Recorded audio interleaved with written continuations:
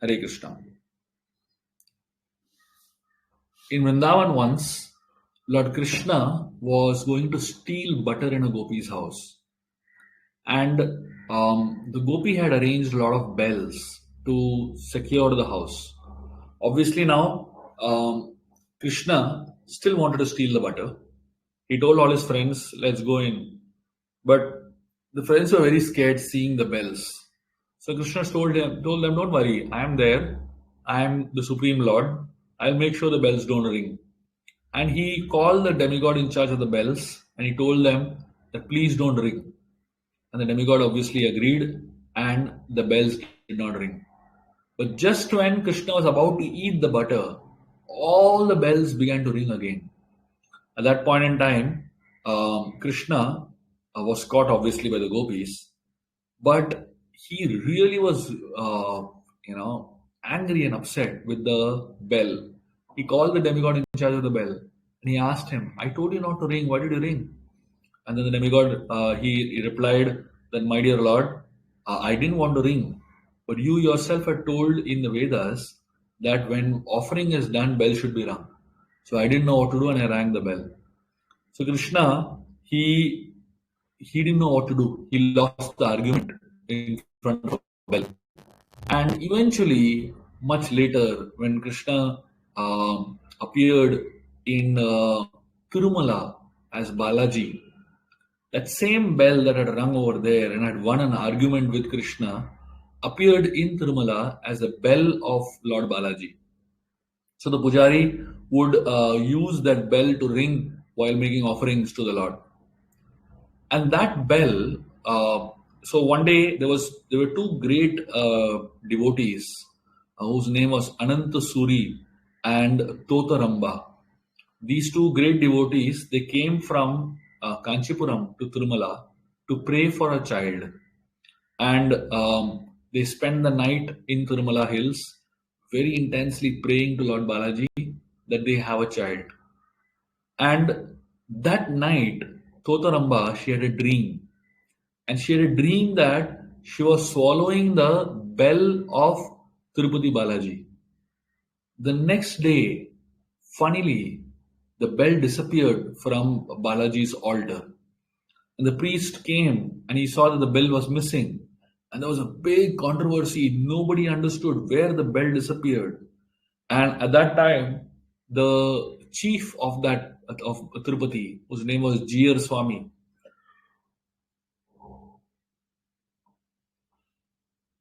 he appeared over there and he said, "I had a dream that the Supreme Lord was gifting this bell to one devotee. In the next few days, it was declared that Totaramba had become pregnant.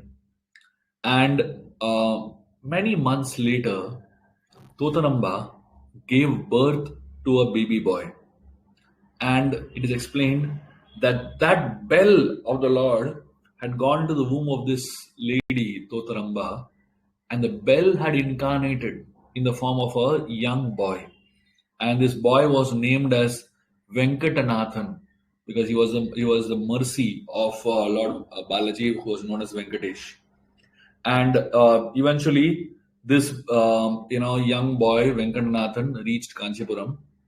Venkatanathan learnt all the Vedic scriptures from his maternal uncle, and by the time he was 20 years old, he was completely a great scholar in the scriptures, and he was given the title Vedantacharya. And he was unsurpassed in Vedic wisdom. And Vedantacharya eventually came to be known as Vedanta Desikan, who became a very great Sri Vaishnavacharya. And the same bell from Vrindavan, who appeared in Tirupati Balaji as a bell of Balaji, eventually appeared as Vedanta Desikan. And this particular Vedanta Desikan spread the Vedic knowledge throughout the country and made even lay people understand the meaning of the Vedas. And he defeated anyone who was against the Vedas. There was a person whose name was Krishnamacharya. He came to debate against Vedanta Desikan, and he said, "If you win over me, I will leave my ideology and follow yours. I'll become your disciple. And Vedanta Desikan said, fine. So he said, can we start the discussion? This Krishnamacharya said, wait a minute. I said, if I win, if I lose, then I'll follow your ideology. But if you lose, you have not told me what you're going to do. Will you follow my ideology? Vedanta Desikan said, I won't lose. Krishnamacharya said, fine. I mean, I'm just assuming that you lose. Will you follow my ideology? Vedanta Desikan said, I won't lose. The Krishnamacharya was bewildered. He said, how can you say even before the debate begins so confidently that I won't lose? Vedanta Desikan said, I am not speaking what I know.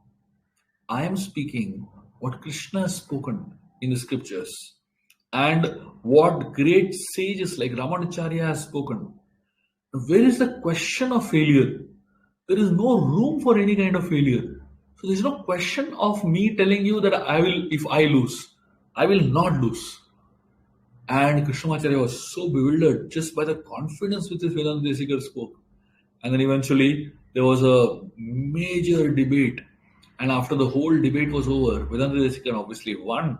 And Krishnamacharya eventually became the disciple of Vedanta Desikar.